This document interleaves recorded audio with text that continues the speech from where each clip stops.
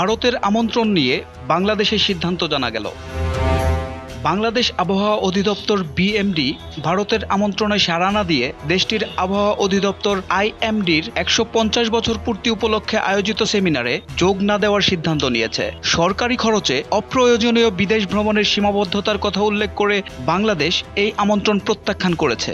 ভারতীয় সংবাদ সংস্থা পিটিআই এর বরাতে জানা যায়, সেমিনারটি ১৪ জানুয়ারি দিল্লিতে অনুষ্ঠিত হবে। এই অনুষ্ঠানে পাকিস্তান, বাংলাদেশ সহ আফগানিস্তান, মিয়ানমার, ভুটান, মালদ্বীপ, শ্রীলঙ্কা এবং নেপালের কর্মকর্তাদের আমন্ত্রণ জানানো হয়েছিল। পাকিস্তান অংশগ্রহণ নিশ্চিত করলেও বাংলাদেশ এতে যোগ দেবে না। বাংলাদেশ আবহাওয়া অধিদপ্তরের ভারপ্রাপ্ত পরিচালক মমিনুল ইসলাম জানান, ১ মাস আগে এই আমন্ত্রণ পাওয়া গেছে। তিনি বলেন, ভারতীয় আবহাওয়া অধিদপ্তর আমাদের তাদের ১৫০তম বার্ষিকীতে আমন্ত্রণ জানিয়েছে। আমরা তাদের সঙ্গে ভালো সম্পর্ক বজায় রাখি এবং সহযোগিতা অব্যাহত আছে। তবে সরকারি খরচে অপ্রয়োজনীয় ভ্রমণের নীতিমালা মেনে আমরা এতে যোগ দিতে পারছি না। আইএমডি প্রতিষ্ঠিত হয় ১৮৭৫ সালে ব্রিটিশ আমলে। ১৫ জানুয়ারি তারা ১৫০ বছর পূর্তি উদযাপন করবে।